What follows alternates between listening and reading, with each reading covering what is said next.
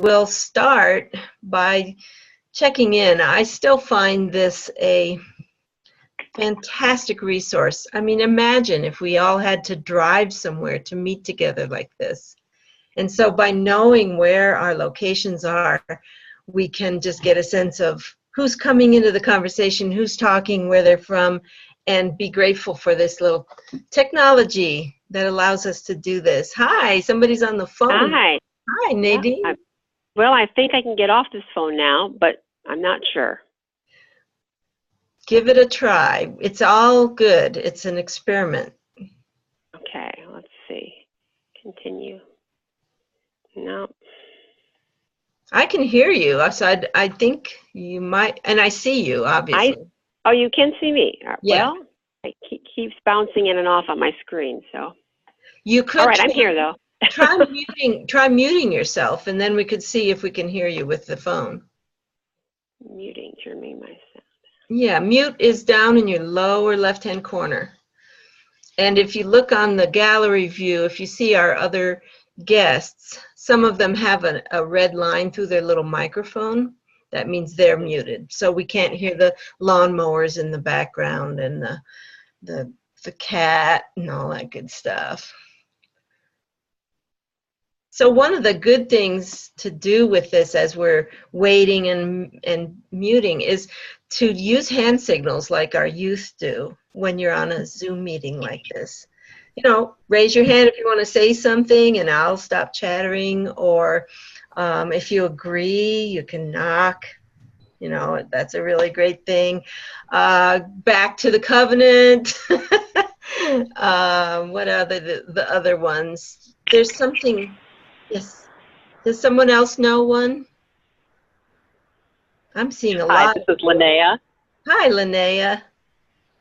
We're just. I'm sorry, I'm in a car, so I'm going to go ahead and mute myself and listen most of the time. I appreciate that. That's wonderful. So I'm showing 12 people so far. And one of them, Scott Taylor, is actually Susan, and she's just on because she's the host and she turned us on. There's some more people even coming. So I'm going to start to honor those of you who pushed that button early. This is the implementation lab for Soul Matters Sharing Circle, the very first one, since the first one didn't run, but that was no fault of our own. It was technical difficulties. So we're very excited to offer this and as part of our Soul Matters support for what you guys are doing out there. And this one is the implementation lab, which is for courage. So what we're trying to do is get you back enough so that when you're planning your programs, you have time to implement some of the stuff you hear. So the packet went out last week, I believe. And hopefully you've had a chance to look at it. No. This isn't courage. See, I'm still getting mixed up too. This is welcome. No one raised their hand and said, stop, Katie, don't. You're going off on a tangent. See, I'm working on abundance, which is November, so I'm so sorry. So this is welcome, which is happening in September, which is a few weeks away. There we go. That makes more sense. I was thinking to myself, wait, how are we doing this? So the theme of welcome, we're all getting ready for the start of the year. Exciting things happening. So first things first, yeah, thank you. If you see the little chat box down there, our lovely director would like everyone to put their name, their email, and their congregation in, just so we have a sense of who joined us. And she's actually recording this and the chat box.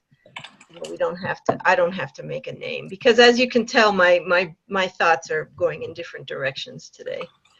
So what I will do in terms of check-in is I'm going to go through the people I can see on my screen and invite you to unmute yourself and say who you are and where you're from, so we know our vast places. So right now, I'm not even in my office or in my home.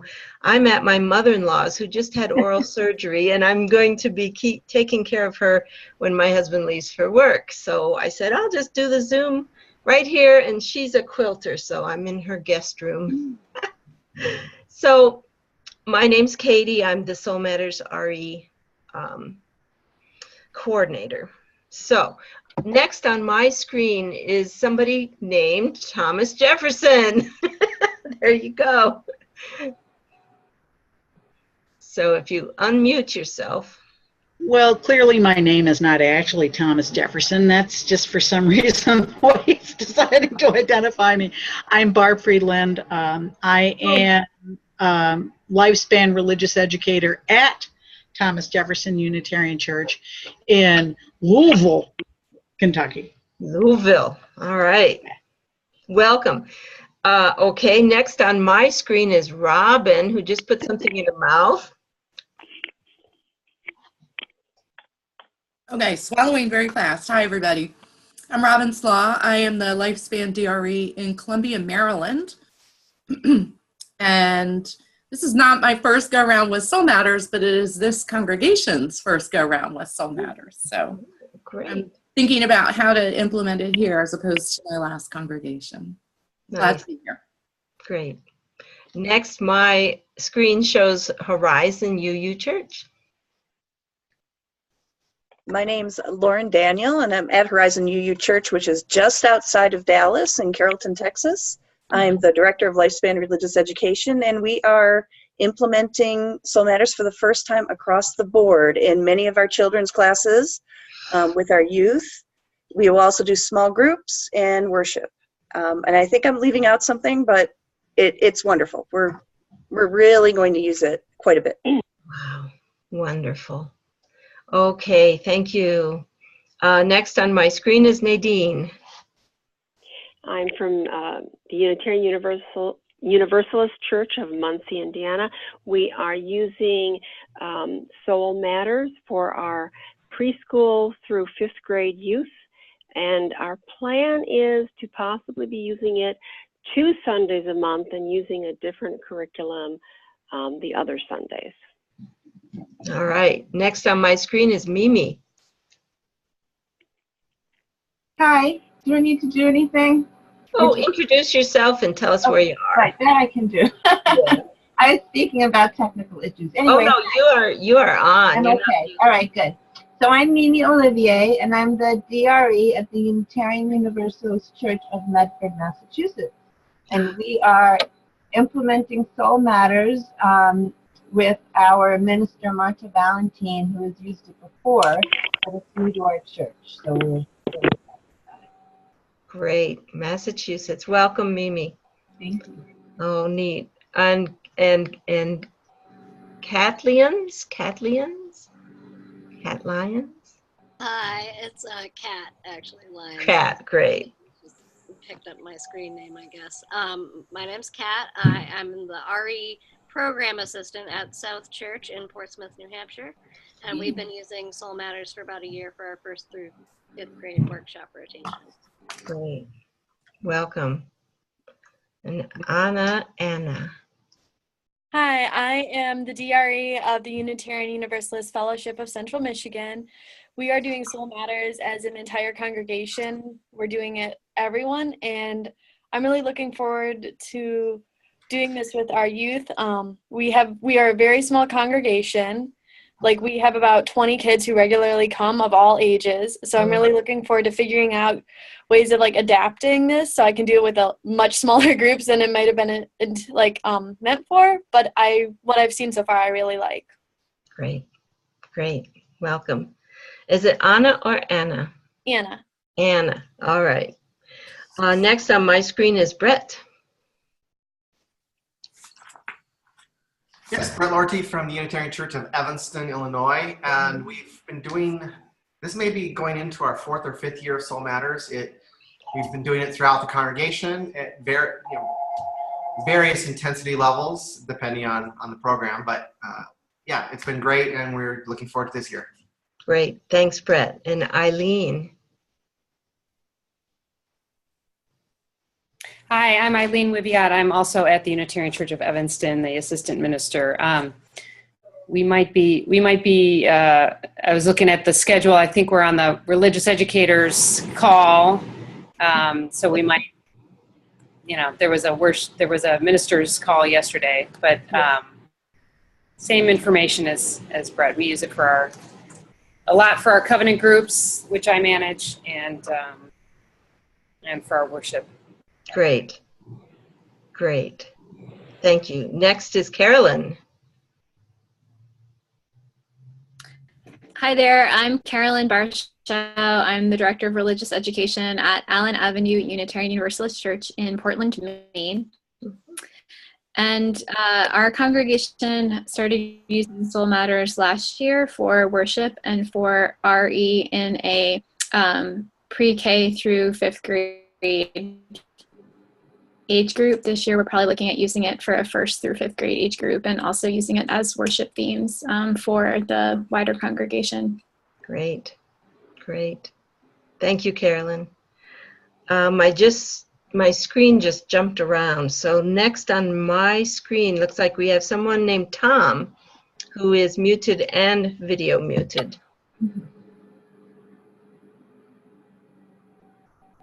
And Tom might have left the room or something. Sometimes people do that. We also have an audio person in the 703 area code. You want to introduce yourself? Hi, I'm Linnea Nelson. I'm the DRE at Fairfax, right outside of Washington, D.C. We've been using Soul Matters for probably 4 or 5 years as well, and we use them as themes for our sermons. I use them as themes for my chapel, and we have toyed with various workshop approaches that have used them as well. Wonderful. And our small ministry also uses them. Wonderful. And as you can see, Mimi just sent us a chat, and we ask that you fill out your name, your email, and your congregation, just so we know in the chat box, have a written record.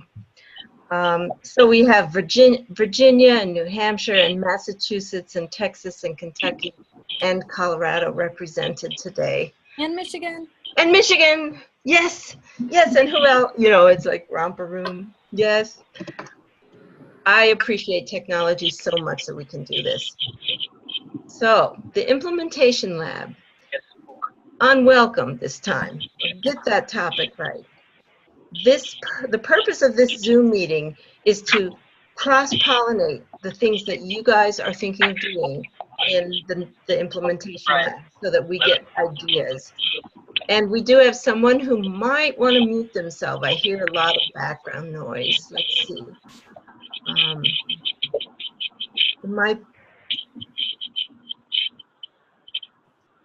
It's hard to tell. But if you do have something going on in the background, you might want to push that mute button. So my purpose here is to hold the space for you. I created that packet on welcome. That was my first real packet for Soul Matters. I would love to hear how you think you might use some of that. And if you want to review for a minute, I'm going to share my screen. Does this look familiar to you? Yeah. Yeah. Can you hear me right now? I can, yes. Okay. Yes. So we have this Soul Matters packet that came out on welcome. Oh no, that's the Courage one. You see, I was totally mixed up. Let me just get out of sharing screen. There we go. I'll do that in a second.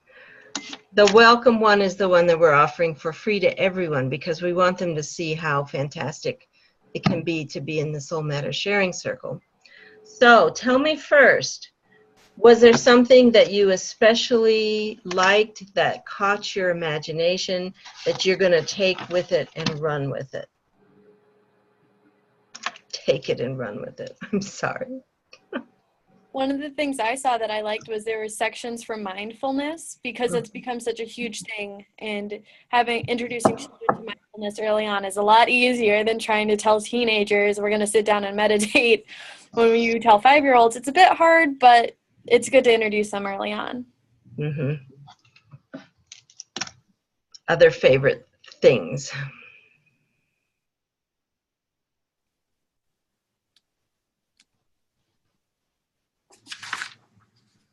Hi, this is Robin. I really like that you included some youth and young adult resources and ideas and everything. Thank you so much for that. That was missing in previous years when I participated, at least. As you know, as you may know, I love middle schoolers. That's my age. I have a middle school muse that sits on my shoulder. It's about 13 years old, and it tells me how to be with middle schoolers. I'm the GA co-director of the middle school camp for 2 years now. So I know that these times are some of the most important times in our children's lives. So those of you who are doing the 1st through 5th programming, you may eventually want to extend Soul Matters into youth work, because they're the ones who are going to start catching these beautiful themes. And as I put in the Soul Matters packet, be sure to use the small group ministry packet too, because the questions that are used for small group ministry are the same ones we want to encourage that happen in our youth groups. Some of them are a little advanced for middle school, but certainly for high school. I also wrote a book called Full Circle, which is about creating lifelong UUs. I interviewed 82 lifelong UUs, and I asked them what kept them in their faith. Do you know, by far the #1 of the 15 things that kept people in their faith, the 15 common threads, the #1 was youth group involvement. By far. I mean, it was like 30% as opposed to 12% of the people who mentioned this. The other thing, in case you don't have a youth group, not to worry, the other thing that came in right under that was leadership opportunities offered by the minister and the leaders of the church to themselves as a youth. So the example was Reverend Eugene Navius, who was a head of the UUA RE department back when I started in 1983. He said when he was 15, his minister came to him and said, "Hey, I want to ask you to read. You have a really good way of reading." And that's what started him in ministry. So offering those leadership opportunities is really good. So I'm glad you mentioned that, Robin. Thank you. And I will be providing that a lot. While you're thinking of your comments, I'm going to also hold up the 3 S's, which is part of mindfulness and what Anna just said. I'm moving away in my religious education career from the school-based model. I think we all are moving away from that. But what I really want to hold up is the 3 S's: silence, service, and sunshine. Those are the 3 things in this information age that we can provide as a UU community. We don't really need to provide them with information. They can look up on Google what the Eightfold Path of Buddha is, or they can look up, I'm trying to think of something that's not from world religions, but they can look up anything on Google, and they do. They have their smartphone with them all the time. So they don't have to come into community to do that, get information like they used to. Imagine, say back in the pastoral times, the agrarian times, you worked physically hard for 6 days. And then your 7th was the opportunity to come in and read and sing and worship in community with your church. We don't do that now. In fact, if anything, Sunday's the day everyone out here in Colorado, they're going skiing or rock climbing or hiking or bicycling. They need that break from the intensity of the information age. So the other kind of break we can give people is silence. That's the mindfulness. Sunshine, being out in nature and moving their bodies. And then if we're inside moving their bodies, and service, the opportunity for our children to be recognized as leaders and people who can bring things to the congregation. So that's one of my that's one of my soapboxes, as you can tell. Silence, service, and sunshine. That's how I run the GA Middle School camp too. All right, that was one of my soapboxes, maybe a little background on why you saw those three things. How about anything else that jumped out at you that you're thinking of implementing this September? Yeah. Yes. Oh, what I was going to say is I appreciate the parent resources. Oftentimes, like, I'll be saving things when I'm going through Facebook, and I try to put it in my newsletter, and it is really nice having things about the theme that the parents can continue at home. Mm-hmm. So I will be putting that to very good use, believe me. Good. And how will you be distributing that? I'm curious. Well, I have a weekly electronic newsletter that goes to the parents, and so I was planning to divide the information into 4s or 5s, depending on how many Sundays there are in the month, and then perhaps featuring 2 or 3 different things each week. And it's so nice because I used to have to go search for that, and it's right there, and so I can copy and paste into my newsletter, and it'll be great. So good. I'm also hoping that there are service opportunities in there too, and sometimes that's really hard to think of, especially with the younger kids, what they can do for service, and those are even more ideas that the teachers can implement, which is great. Great. I love that. Anybody else doing a weekly email newsletter? And there you go, you got your hands up. Yes. Yeah, I'd like to echo what was just said about how valuable those parent and family resources are. Mm-hmm. Many of us are looking at family ministry and moving into that.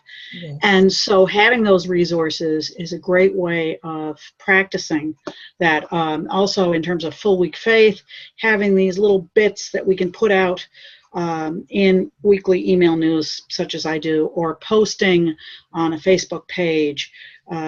This is really valuable stuff for thinking outside the box of the walls of the congregation and pulling people in who aren't here every single week, and we know there's a lot of folks that applies to. So I'm very excited about the breadth of what's being offered to us. Thank you. Good. Yeah, my image is the mom or dad, whatever, sitting there at soccer practice looking up some of the stuff, watching the YouTube videos on the theme of the month. Yeah, excellent. Any of our other folks have comments about that?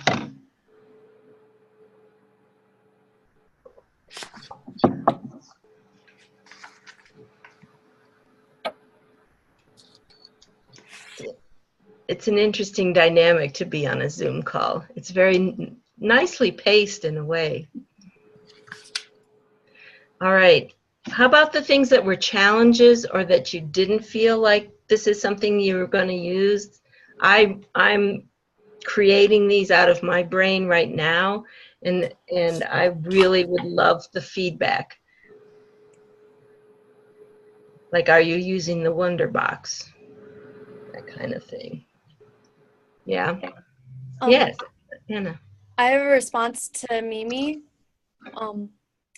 Hi.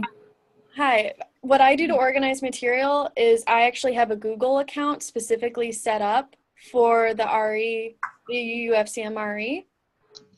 So then when I edit material, I copy paste it, and then I save it in different folders for the varying age groups. Mm-hmm. So that's what I do. And one of the reasons I really like this material that we're working with is there is a good amount of an online component. It's more digital. So I've actually, this morning I was actually going through a bunch of old curriculum because it drives me crazy how much paper there is everywhere. And this might be the millennial in me talking, but I love how digital things are becoming. Yeah. So being able to have a Google Drive, so I can also share things with volunteers and other people. I can print them. I can just have them on my phone. Like, that's what I would say for like organizing material. And then also that's one of the things I'm looking forward to with this curriculum, especially since there are links to websites and other things, which just makes it's very centralized, and I don't have to worry about losing pages. Is definitely something that drives me crazy. Thank you. So, Anna, let me ask you, do you use the PDF then? Is that harder to grab stuff from, or do you use the Word? As of now, I haven't moved anything into the Google account. I will probably start doing that because we're actually going to be hiring some new people to, like, we're going to have 3 classes, like nursery, like K2, and then 3-6. So I'm going to be, I think PDF would probably be easier because then I can just copy and paste, and I don't even need to go into a Word document. I don't need to download it and all that other stuff. And then with the Google Docs, I can literally from anywhere in the world that I have internet connection, I can go and I can send it to anyone else anywhere in the world. So that way I don't need to go and physically meet with someone or print off a packet and hand it to someone. Or even I could share the link and say, hey, we're doing this, like on this page, you're doing this activity. Which is that something that, I'm sorry, am I interrupting? Question. Is that something that, you know, that you would be willing to share with another congregation? I'm just thinking in terms of if we're all using the Soul Matters curriculum and somebody develops, you know, well, here's, you know, 4 lessons that I culled together from the materials for such and such age group. Is that something we can share amongst ourselves? Because that would be extremely helpful. Well, Anna can post her Google Doc link on the Facebook page, and then anyone could visit it. That's what I'm wondering, you know, whether Anna feels comfortable sharing that stuff. And I'm not even on Facebook. This is, you are a millennial, my dear. This is really challenging for some of us. I do have a 16-year-old daughter who I get to help me as much as I can, but it's a lot. So yeah, I'm just wondering whether that stuff that you just described, that is that Google Drive something that you would be willing to share with another church, and how, if so, how could we make it happen? And as soon as when I get to Kat, I just want to re-emphasize, Mimi, that that's something she can throw on Facebook, and Facebook actually is sort of an older media. I hate to tell you that, but it's all my head was in the sand. I know. Yeah. But yeah, I could access that. I did apply to, so yeah, that would be, and then I can just get it off of Facebook. Right, and then you just download that link. Yeah, it works real So, well. Anna, is that something you'd be willing to share? Yes. I cannot guarantee that it'll be ready in any amount of time ahead of time. Oh, no, of course. I am also a college student, so it might be Saturday night. I'm hopefully going to be staying on top of it, but no worries. It would just be very helpful. I don't know whether you want to take my email and actually just very kindly shoot it to me directly, so I don't have Facebook. Sure. You could leave it in the chat, Mimi. Yeah. I want to get to Kat. That's fine. Move on. It's in the chat. Oh, that's just what I was going to say. Thank you, Anna. All right. Into the chat, then even if you don't have Facebook, it should be available. Exactly. Thank you, everyone. Yeah. Thanks, Kat. All right. You know, we need to appreciate people like Kat and Anna. They're keeping us going. Yeah. All right. Other pieces of this that would be good to share with each other. We've got, what, 7? Looks like at least, 18 people have signed up on the chat or something. I don't know. I haven't checked it. There we go. Yeah. Okay, Tom is mentioning that he has older packets that had a template for a class structure you could plug into information into. Oh, great. That is, yeah, now let's talk about that. So I'm not doing the template thing, and I want to hear, is that worth it? I mean, should I be doing a template? Would you like to know? Okay, Mimi and Thomas, I'm sorry, Thomas Jefferson is all that's up there. It's, are saying yes. It's hard to know what the template what template would be helpful, though. That's why I was a little puzzled about that, because, you know, does your Sunday school start with chapel and then move on to a craft activity and then a closing, or does it do everyone goes to for all ages and then they go to a group chapel? So that's why it's hard for me, but I'm willing to play with it. So that's why I'm writing components. So you know best what your template is. That's my assumption. But if you don't, maybe I should be saying, okay, here's the quick and dirty template. If you have, 8 kids and you want to do something, I don't know. Talk to me. Yeah. I kind of like having it the way it is now because we are a really small congregation. So I could have anywhere. I've had Sundays where I have no students. I've had Sundays with 1 student. I've had Sundays with 5 students. We're also broken up into fairly diverse age ranges. You know, we have like kindergarten to 2nd grade and then 3rd through 6th. Okay. So I like having it the way it is now. If other people like templates too, I mean, I can just download the document that I have now, because this way I can just choose. I can pick and choose what would work best. And I like how it's the way it's organized, where there's the activities and there's games and there's crafts and there's mindfulness and stories. So I like that there's the categories. Is Tom with us? It looks like you're muted, Tom, but could you expound on your template your template comment in the chat? If you can get off there. I hope you're on with us.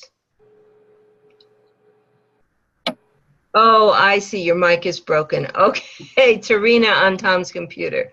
Gotcha. Okay. Yeah, there's some hands up. Katie, this is Robin. I actually prefer the way you're sending it out now, because that gives me the ability to pick and choose the pieces that I think will work with my children. And it's not that much trouble to take the elements that I think will work and, you know, just plug them into individual documents for each of the classes. I mean, I'll have 5 elementary level classes, and then I'm using your world religions curriculum this year, which will be its own thing, and then potentially 2 more high school level groups between our coming of age and our youth group, who also will pick and choose different parts out of there. So the way you've laid it out, I think is ideal for all of us to be able to take the elements that we think will work with our groups. I mean, you're working with people all over the country, and some of us have summer until December. Some of us have summer all year. Some of us need to be inside in September because we have snow already. So I kind of like the way you laid it out, because that way I can pick and choose and plug in what I need. Okay. All right. Yeah. I guess it would be nice to see the template. It might be helpful for many people, but I do agree that the way you've designed it is perfect, because we can pull as we wish. Yes, we are adapters, that's for sure. Kat? I was going to say, if people I have a couple different templates that I use to plug things into, depending on what age group and what class. But if people have things that are in their backup, like mine's just usually opening circle, name, game, or activity, snack, activity 2 kind of thing, very similar to the tapestry curriculum templates. So that's usually the basic one I use. But if people have ideas about templates, maybe we could share them in a similar format as to what we were talking about earlier. I love it. Yeah. I think that's great. And Nadine, when you were talking about the old template, what I saw was, I think it was Kimberly suggested certain things in like 5 or 6 things. And I don't think she had all the components. So when you're saying the old template, would it help for me to just include the old template, not plug anything in? Right. Yeah. Right. Ah. We can plug in as we wish. Yeah, plug in as you wish. Okay. And Tom, I'm sorry. Tom's. Serena. Yes, thank you. Is saying yes. Okay. All righty. Good. Good feedback. Thank you. Because somebody else actually emailed me and said the same thing. They're like, where'd the old template go? All right. Cool. Good conversation there. Other things, let's see. I'm also curious about how you're using the reflection piece with the 1st through 5th graders. So for instance, the first Hey, Katie, one, could I jump in with another question about the like the sort of like weekly sessions? Please do. Okay, great. So I would be curious, like, to hear perspectives from other folks who work with volunteer teachers about how much of the packet you're planning to share with teachers. And also, you know, we do have a lesson for all ages each week. So our sessions are pretty short, like 45 minutes. So in some regards, I was thinking like maybe only really giving them like 2 weeks worth of material to even think about, because I have my volunteers go a month at a time. So they would essentially only prepare like 3 sessions of, you know, of RE like classes. Yeah, so that's probably my first question. Thoughts? I guess it depends on how your volunteers function within your church. Like at our church, our volunteers have the option. They can either, so we've primarily done parent volunteers during the summer. Like I said, it's a very small congregation. So during the summer, we had the option of the curriculum could either be prepared for them or they could do something on their own. So I guess it depends on how involved they are. Because when I've done it for other people in the past, I've made the curriculum and I've like, we did the UU Tapestry of Faith, like the Love Surrounds Us. So I would go and I'd use Google Docs and I would like edit all the stuff. I'd pull out like this activity, this art project, this story, and then I'd put it in like Google Docs and send it to them each week. But if you want them to have more freedom, I would probably say like maybe a week at a time, just because there's a lot of information and a lot of material. So I guess it depends on how much you and the parents want them to be involved in picking and choosing material.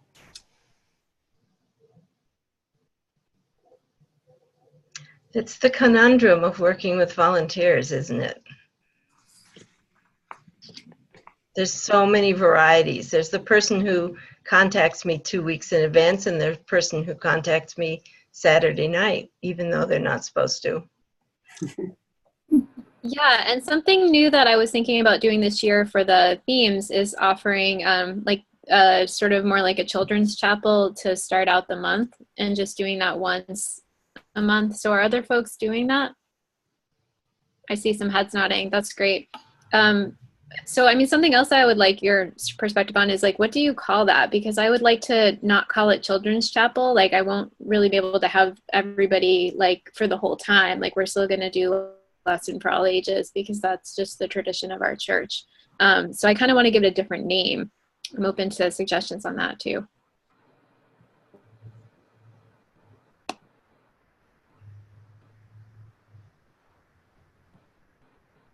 Well, we still call ours Children's Chapel because it's kindergarten through 4th grade.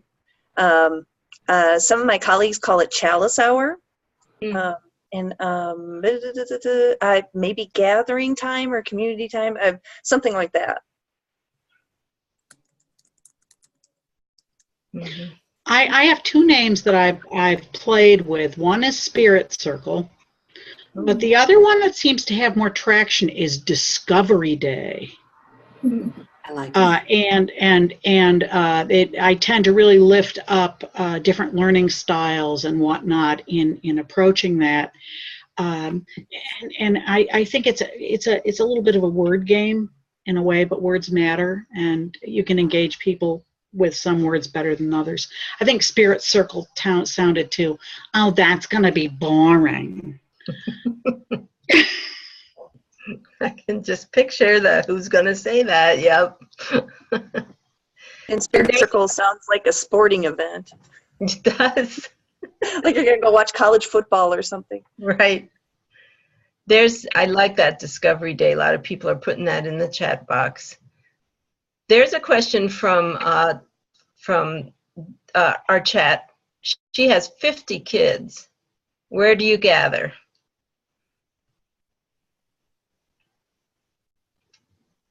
Yeah. Well, when I had 50, we did it in different age groups, but then you have to have more people. Yeah, there's some nods there. Yeah. Whew. I mean, wouldn't it be lovely to have a place to gather for 50 people? Every time I've done a church renovation project, that's the first thing to go, because they want to build a chapel for the wedding, the smaller weddings and the Buddhist meditation retreat. And it's like, oh, that's great. And then that's always chopped. Yep. Hi, this is Robin. I have never in 4 congregations had a large space that all the kids could meet in. And so at times I've had such a small room to use for children's chapel that I've run it 3 weeks in a row and did early elementary, and then the next week did late elementary, and then the next week did middle school type of chapel. And those were actually nice. I actually enjoyed doing them because I changed it up, and I had different questions for them to ponder. Even if I use the same story and song, I still would change it up enough. And in one congregation, we decided in about the 3rd year that I was there, parents started attending more and more and more to the children's chapel. And so we actually took over our social hall and decided to make snack be in a different place because parents decided they wanted a family chapel. And so they would come, and I made it the entire Sunday morning, and they would come to family chapel and a craft instead of the regular worship service. So I've done so many different things. You just accommodate the space and needs. Yeah. Robin, what I like about that is its application to thematic ministry. That it's beautiful. And I know of other congregations I've never done this myself or experienced it, but they meet before in the sanctuary and have a family service because that's the only large enough place. Yeah. Looks like we have some more things about family chapel for you, Robin.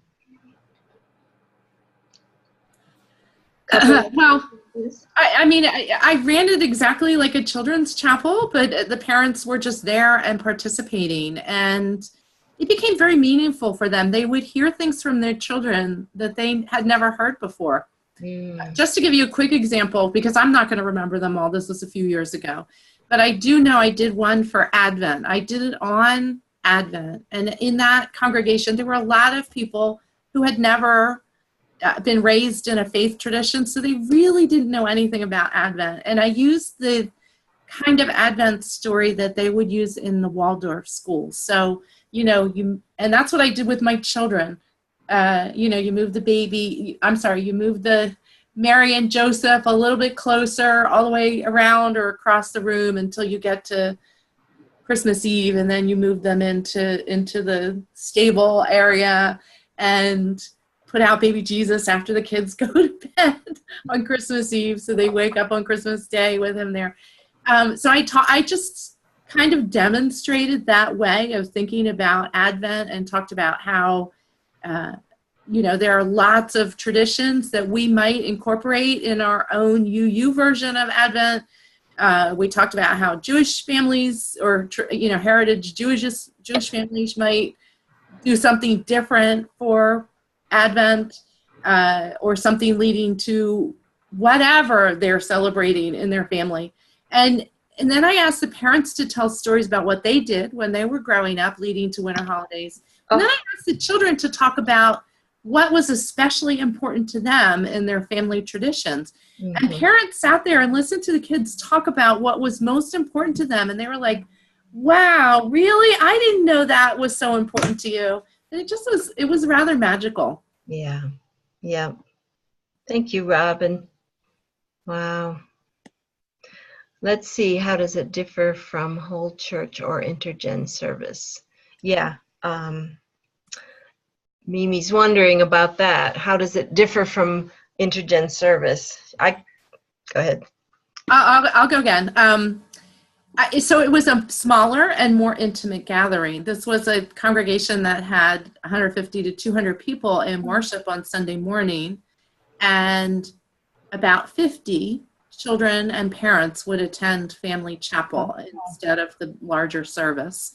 And so it wasn't overwhelming to children. Children don't participate much in multi-gen services unless you find a way to give them a smaller group to interact with.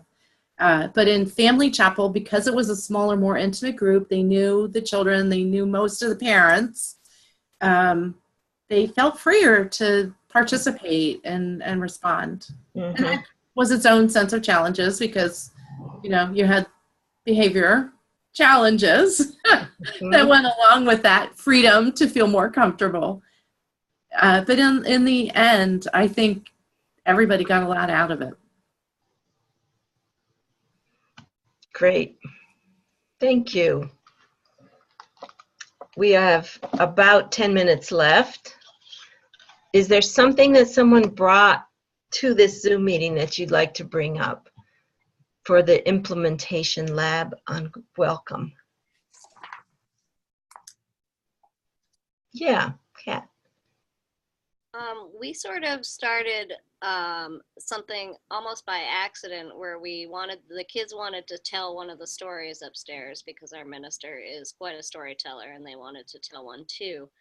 So they picked a story from just a children's book and had me write it into a script, but it was based on the theme. And since then, every couple of months or so, we've been doing it again, picking a story that revolves around the theme and having it sort of be a pickup, almost like a pickup thing, because we don't necessarily have the same kids come every week. We've had on the day of just an email out to parents saying, hey, if you're here early, your kid might get to be in the play. There's usually not very many lines, and they get to act out a little bit of a story, and the narrator usually talks about how it ties into the theme. And it's been kind of a cool way for our kids to bring the Soul Matters upstairs to church and connect it with the rest of the congregation. Cool. Cool. All right. Anything else? A pressing question something you'd like to share? Yeah, you are. Well, I had a question about the stories. At the congregation I serve, the minister delivers the story for all ages, and we were talking about, we should coordinate in advance so we don't repeat stories. And she was like, oh, well, no, it's okay if you repeat stories. I'm a longtime elementary school teacher, and I can tell you, once the kids hear a story again, they'll be like, oh, we already heard that. And I don't know. So those of you who've used Soul Matters, how do you coordinate between the story for all ages and the service, and then what happens in the classroom or at Children's Chapel?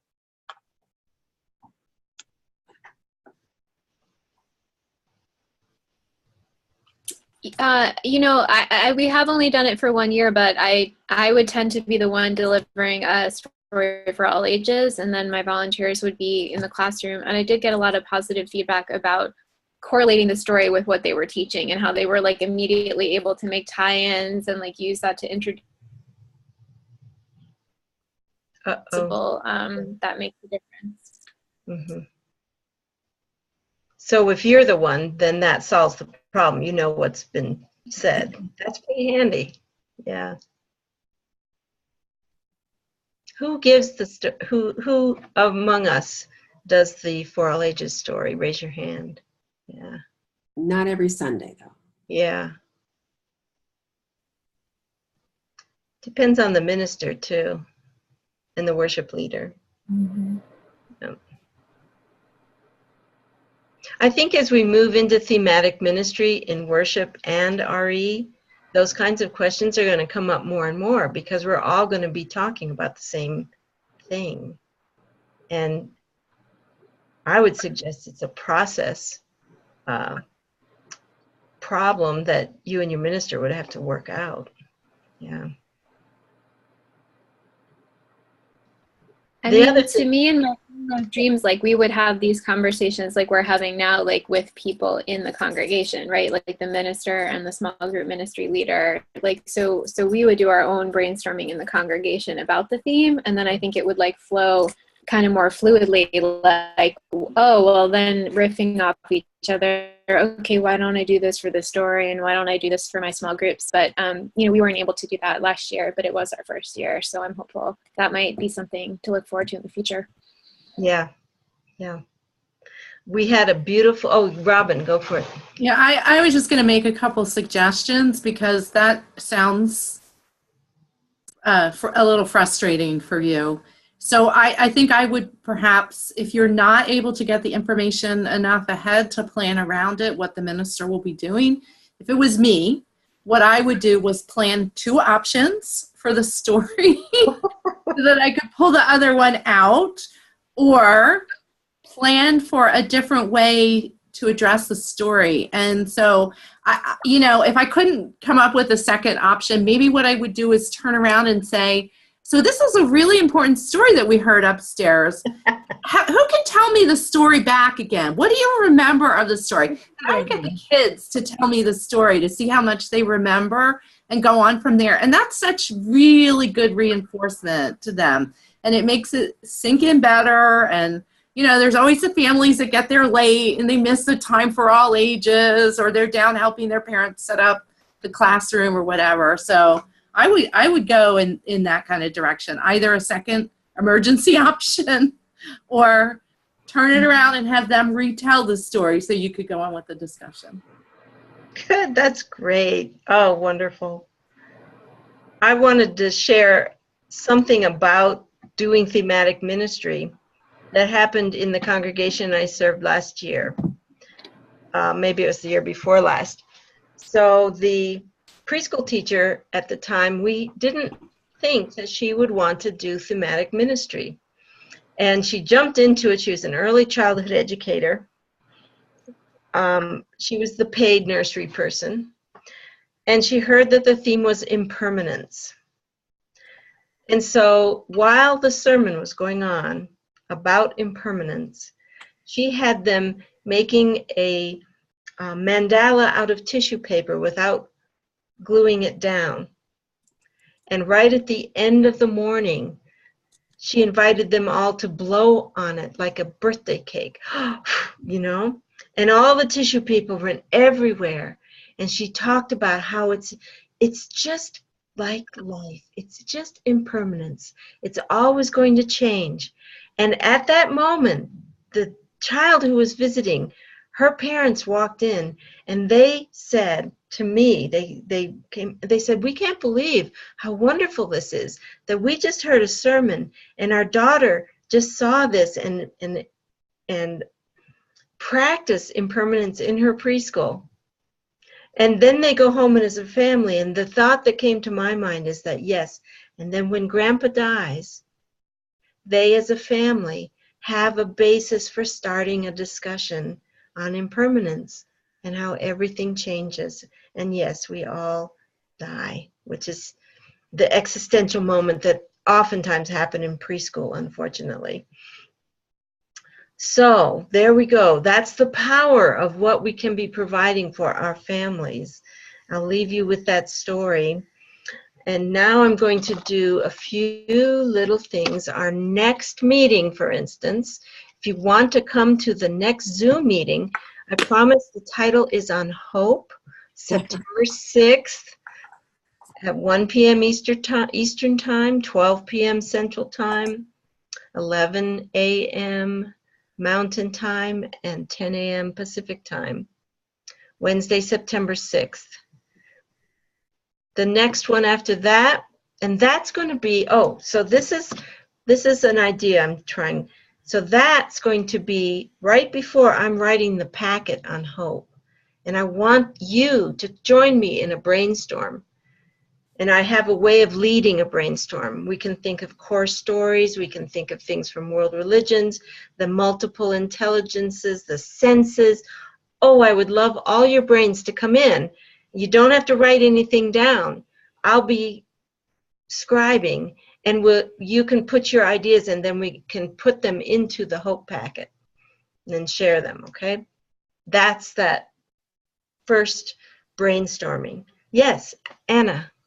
If you cannot make the meeting, what would be the best way to kind of participate? Like, I haven't ever been to one of these meetings before. Is it going to be like posted on Facebook? Is there another kind of discussion area? Like, because I won't be able to make it to the next meeting. And that the Facebook place will be the place to do it. So Susan puts out a call for ideas on hope. And if you're on there, then you get, Robin puts in, hey, I just found this great book, and here's a silent meditation I found. I'm looking especially for those movement, sunshine, silence, and service ideas too for those things. Or here's a wonder box idea I have for hope. So that's going to be that brainstorm. Then we do the implementation lab. That will be Wednesday, September 20th. And that will be the one on courage. And that will be in September for the next month. Mimi, got a question? I'm just wondering, similar question. I'm wondering whether the implementation lab is something we can access online if we're not able to participate in it when it's happening. Yes, yes. These are all being recorded. And so we'll post that recording, and I'm pretty sure we can post it on Facebook. It depends on the size. We have some size issues, but that's our intent. Great, thank you. Yeah, good question. All right. I think that's it. I wanted to leave you with the thoughts about how wonderful it is to be together. We are alone in our congregations as religious educators, and yet here I can look at all of these people who have committed to religious education, and it's beautiful. So blessed be. Amen. And shalom, everybody. Have a great rest of your day. Thank you. Bye-bye.